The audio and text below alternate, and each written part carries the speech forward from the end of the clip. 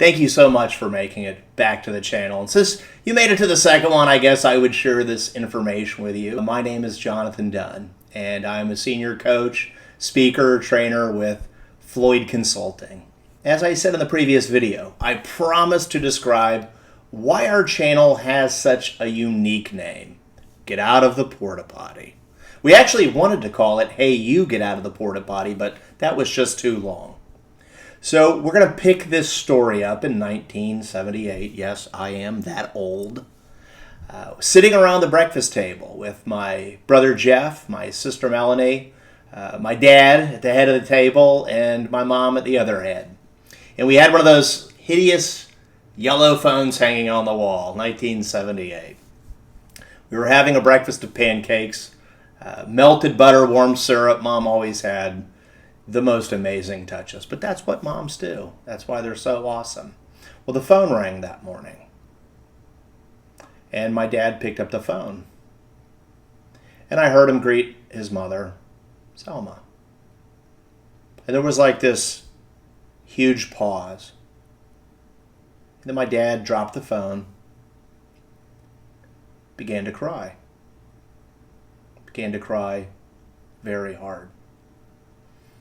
And as the phone dangled, you could hear his mom on the other end saying, Russell, Russell. It turns out that my father had just found out in 1978 that his dad had died from a pulmonary embolism that had dislodged and worked his way to his heart. And as my dad sat there crying, I just wanted him to stop. And it was really the first time in my life that I ever felt helpless. Fast forward, we go to the funeral. Next thing you know, we're back home, back at school. And it was just like, I hated that feeling, how the clock just kept going. And that's when the second thing happened. It's learned out very early that bad things really do happen in threes, sometimes in fours and fives even. My mom would pick up my sister and I and our best friend Rachel, our next door neighbor, at school every day in the big blue station wagon. And when school ended, we would run as fast as we could to the station wagon. Big blue beast. We ran because we loved my mom, but we also ran because we were kids and we loved potato chips. And my mother always had a Frito-Lay variety pack in the front seat. My sister, she was a Dorito girl. Every once in a while, sour cream and onion. Rachel was a Dorito girl. I was a Cheeto guy because I enjoyed eating the Cheetos and then, sounds gross now, licking the cheese off of my fingers. Well, that day, my sister and I, we were running. Rachel usually ran too because we wanted our chips, but that day, she barely walked along, slowly at best. And when we got into the wagon, Mom tosses back the chips. And Rachel says, Miss Dunn, I don't want my Doritos today. I have a tummy ache. I didn't know it at 6 years old. But it was the last words I would ever hear Rachel speak. She went home that day, and I think it was roughly 72 hours later, my mom and dad told us she died. Something called Rice syndrome. And the only part I really remembered that was imprinted in my brain was that she had had a stomach ache. So Dad's dad dies, hated seeing him cry. Rachel dies. And a few weeks later, I woke up and I had a stomach ache. Now at 7, 6, whatever it was, you don't understand that deadly diseases aren't contagious. And I thought about, don't want to see my dad cry again. Secondarily, I had heard friends talking at school that the last thing that happens to you right before you die is you poop your pants. And I was one of those kids that got embarrassed very easily. And I thought, don't want dad to cry, don't want him to find me with poop in my pants. So we had a golf course in our neighborhood that was being constructed. There was these big concrete tubes. I didn't know it at the time, but they're like big drainage tubes. And I thought, I'm going to grab my Coleco handheld, I'm going to go to the concrete tube, and I'm going to die. That's what I thought. That's what I thought. And I'm in the concrete tube, got my stomach ache, I'm waiting to die, playing my Coleco handheld football, and all of a sudden, this is when life, another one of those moments where it changed in an instant. I hear these imposing voices screaming at me to get out of the tube. And it wasn't the golf course superintendent. Kind of ignored the voice the first time, and then I heard it a second time. Get out of the tube. Very menacing.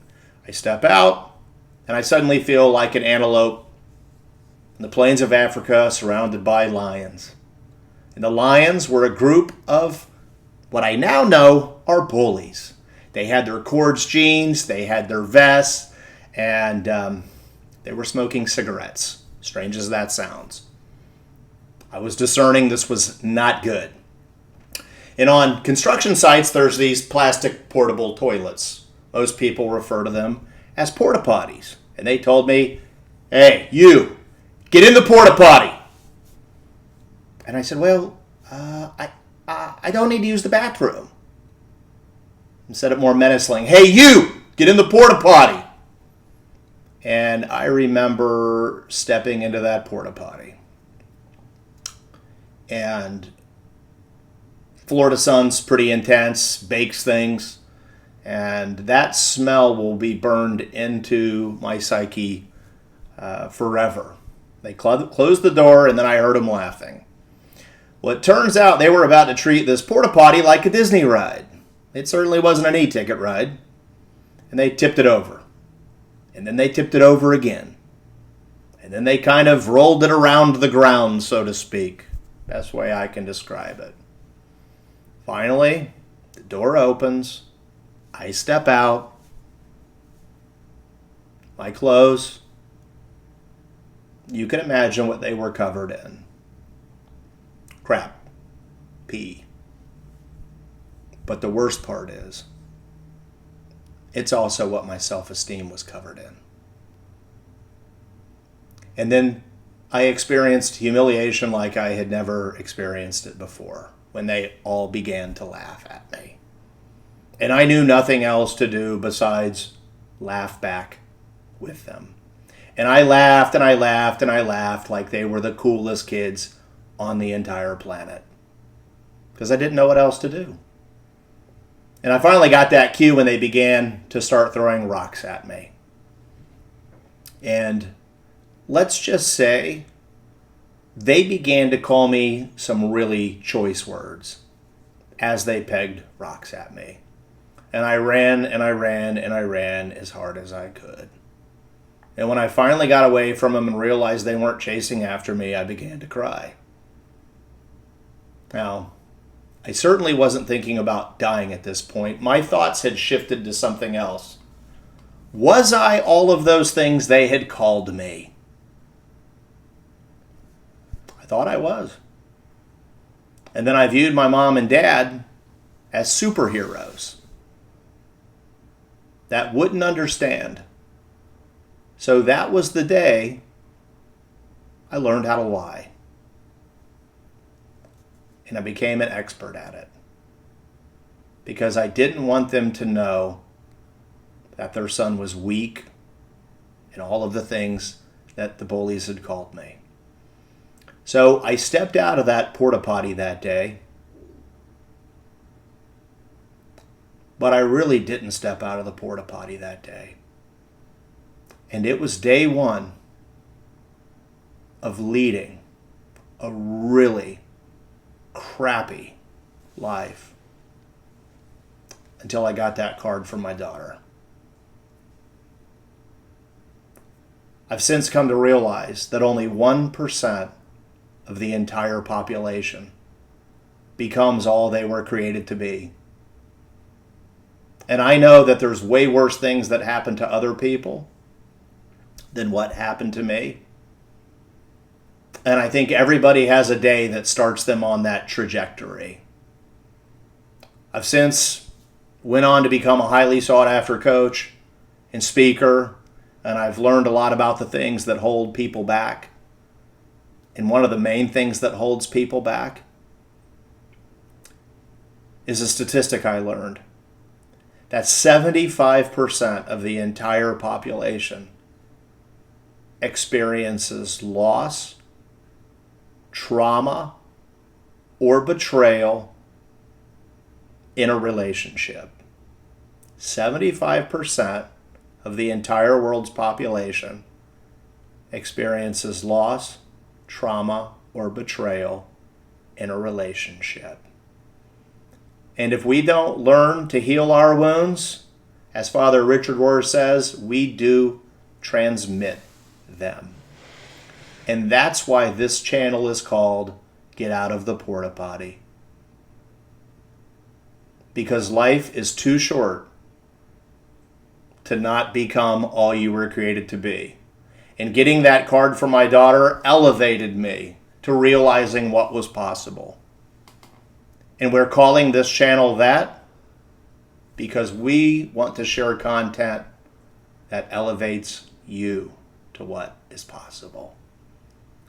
So if you're not leading the life that you want to lead, I proclaim to you today, hey you,